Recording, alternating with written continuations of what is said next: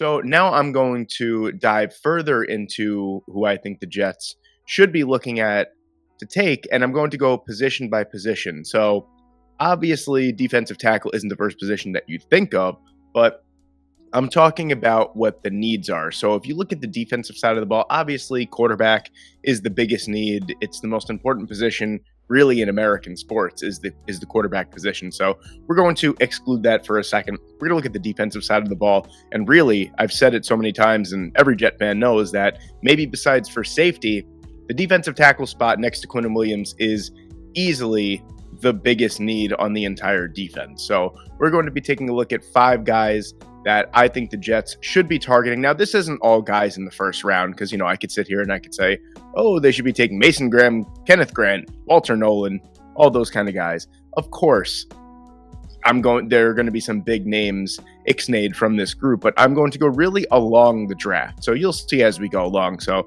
let's take a look at it here.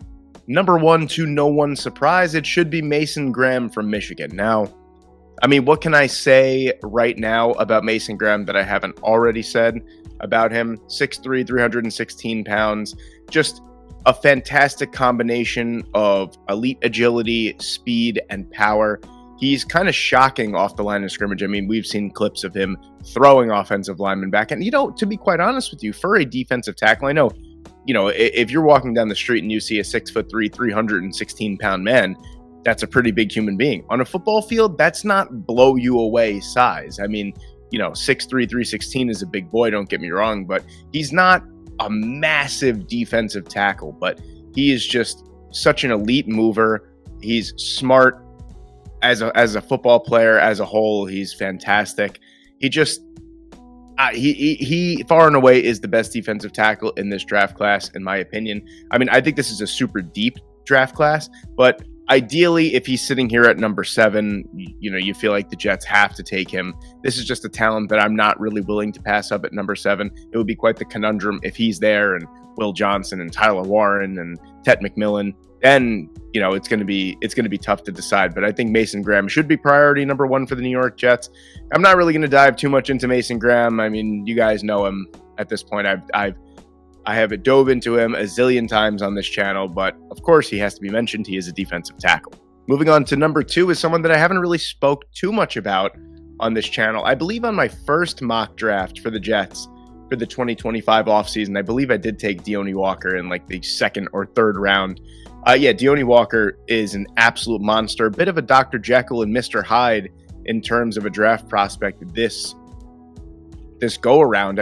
There's a lot of guys that love him, a lot of guys that can't stand him and think he's going to be an absolute bust at the next level. The red flags are certainly there. The first thing that stands out at you, how I just talked about how Mason Graham is, not the biggest defensive tackle. I was really talking about Deone Walker being 6'7", 345 pounds. And you could take a look at that picture on the right. That does not look like someone that's 6'7", 345 pounds. He wears that frame very, very well. But to be quite honest with you, the red flags I'm talking about is really he seems gassed early on. He seems disinterested a lot of times, to be honest with you. If you watch his all-22, it seems like really early on in the game, it takes him a while to get his motor going. He gets better as the game goes on because at the beginning of the game, he's not really there. So he definitely takes plays off. His conditioning might come into concern. And he also plays, it's tough for guys with this kind of frame at 6'7", 345 pounds. It's tough for them not to play with their pad level high. But as a defensive tackle at 345 pounds, you shouldn't be getting absolutely flatlined like I've seen him get flatlined in his tape quite a few times. So there's numerous, I don't want to say issues, I guess red flags would be the correct term to use with Deone Walker. But this is someone who, this is his worst year collegiately in terms of production. The last 2 years, he was far better, but the tape this year was a little disappointing compared to the last 2 years. Perhaps it's a conditioning issue. Maybe if he can get himself down to that 335, 330 pound range, maybe he will have more energy. But I really do think that's what it comes down to. I think it's a conditioning issue. Pad level, obviously this is all with good coaching. You could work all these red flags out. That's the reason why he's on this list, to be honest with you. But if he's sitting there, I say round 2 to 3 because I just genuinely don't know.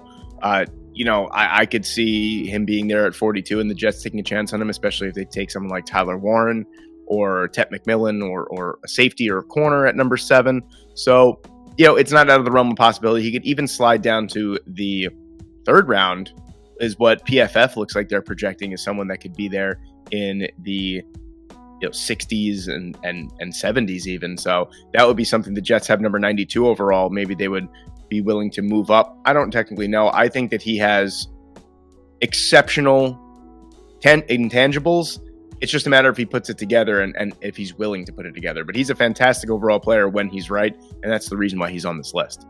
Again, at number 3 here, Darius Alexander out of Toledo. This is a player that I've mentioned quite a few times on this channel. Is a player that I am quite fond of as well. 6'4", 310 pounds. You could see from the picture on the right, he wears that very, very athletically. 90.1 PFF grade. He just did a little of everything for Toledo. As I mentioned before, he is someone that lined up as a 3-tech. He lined up as an edge rusher. He lined up as an outside linebacker. He dropped back into coverage. That's where his one interception and his interception return for a touchdown came back. He's just an unbelievable player overall, someone that quite a few friends of mine have been high on very early on in the draft cycle. Domsey, I mention it every time that I mention Darius Alexander. I have to mention Domsey because he was really first on scene. If you follow him on Jets Twitter, he is one of the most thorough, one of the most fantastic draft guys, Jets guys that's out there. So definitely check him out if you haven't. But yeah, Darius Alexander is someone that just does everything really, really well. And he does some things exceptionally as well. So he's not one of those guys that is a jack of all trades, master of none. He is exceptional against the run.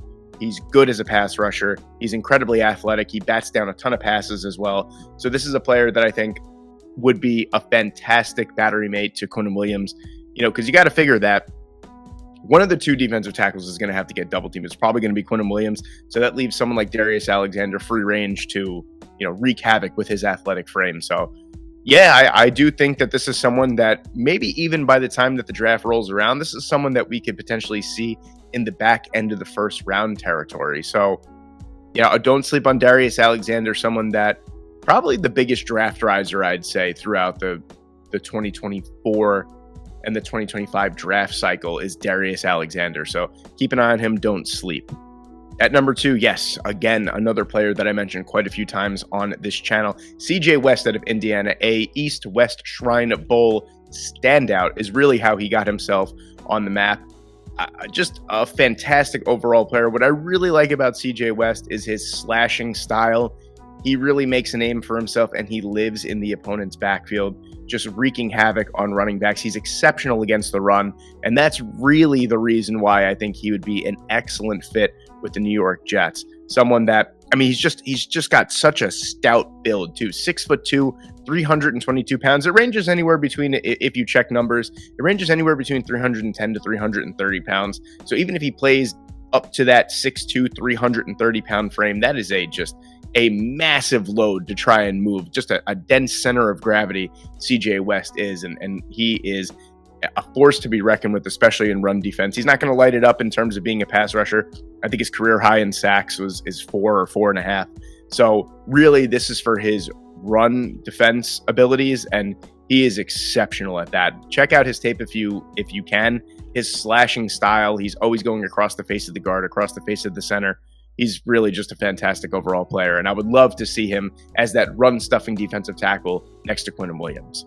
And then at number 5, I have Ty Robinson out of Nebraska. Look at this guy. Look at this absolute freak of nature on the right. He's so big that the helmet with his head in it doesn't even look big enough for his body. 6'6", 310 pounds, a long, rangy type of player. Look at these numbers. These are some exceptional numbers. Ty Robinson is someone that was a good player at Nebraska for the last couple of years. This past year, he really was far and away the best defensive player on Nebraska, an athletic standout. He was 3rd in pass deflections on the team as a defensive lineman. So let that sink in to you right there. Safeties, corners, linebackers usually get those stats. As a defensive lineman, as the 3rd highest pass deflections on the Nebraska Cornhuskers team. 37 tackles, 13 tackles for a loss, 7 sacks, led the Cornhuskers in those 2 categories as well. An exceptional all-around player, really athletic. His get-off is fantastic, and he runs at the quarterback like his hair is on fire. He's someone that just has a never-ending motor, and someone that has gradually gotten better as his collegiate career has gone on. So this is someone that I personally think is being slept on as a really, really good defensive line prospect. I just think it's just how deep the class is.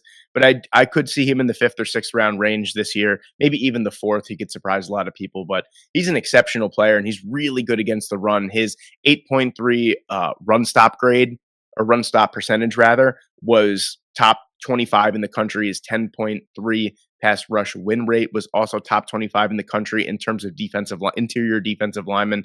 He's just overall a really, really good player. He had a blocked field goal as well. He just does a little bit of everything. And really, if you know the Jets, you know that the defensive line needs someone with a high motor and someone that could do a little bit of everything.